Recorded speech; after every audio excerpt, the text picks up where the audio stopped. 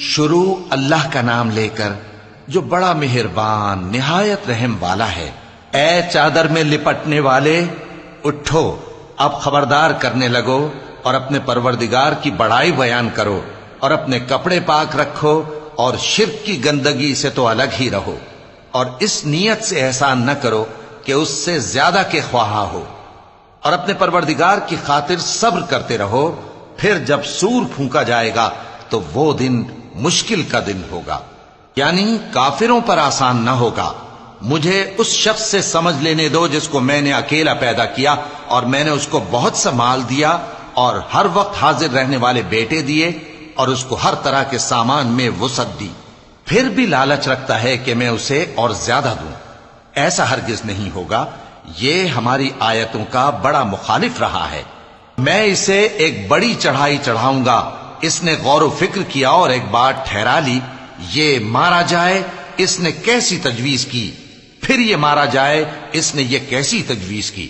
پھر اس نے نگاہ کی، پھر تیوری چڑھائی اور منہ بگاڑا، پھر پیٹ پھیر کر چلا اور تکبر کیا، پھر کہنے لگا یہ تو جادو ہے جو پہلے لوگوں سے برابر ہوتا آیا ہے، پھر بولا یہ اللہ کا کلام نہیں بلکہ بشر کا کلام ہے، میں ان قریب اس کو سقر میں داخل کروں گا، اور تم کیا سمجھے کہ سقر کیا ہے؟ وہ ایسی آگ ہے کہ نہ باقی رکھے گی اور نہ چھوڑے گی، اور بدن کو جھلس کر سیاہ کر دے گی۔ اس پر 19 داروغہ ہیں، اور ہم نے دوزخ کے داروغہ فرشتے ہی بنائے ہیں، اور ان کا شمار کافروں کی آزمائش کے لیے مقرر کیا ہے،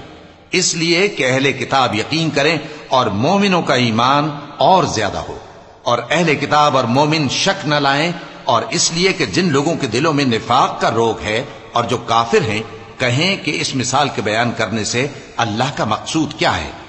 اسی طرح اللہ جس کو چاہتا ہے گمراہ رہنے دیتا ہے اور جس کو چاہتا ہے ہدایت دیتا ہے، اور تمہارے پروردگار کے لشکروں کو اس کے سوا کوئی نہیں جانتا، اور یہ قرآن تو بنی آدم کے لیے نصیحت ہے۔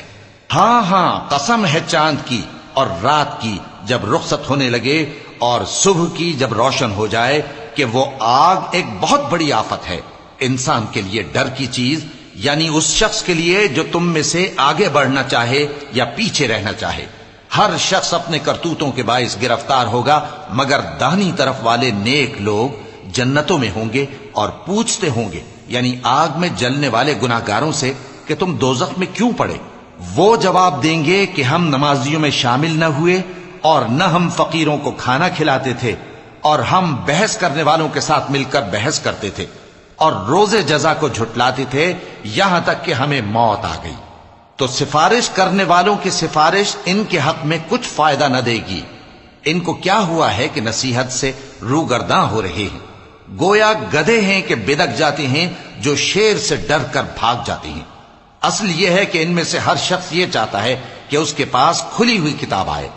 ایسا ہرگز نہیں ہوگا۔ حقیقت یہ ہے کہ ان کو آخرت کا خوف ہی نہیں۔ کچھ شک نہیں کہ یہ قرآن نصیحت ہے،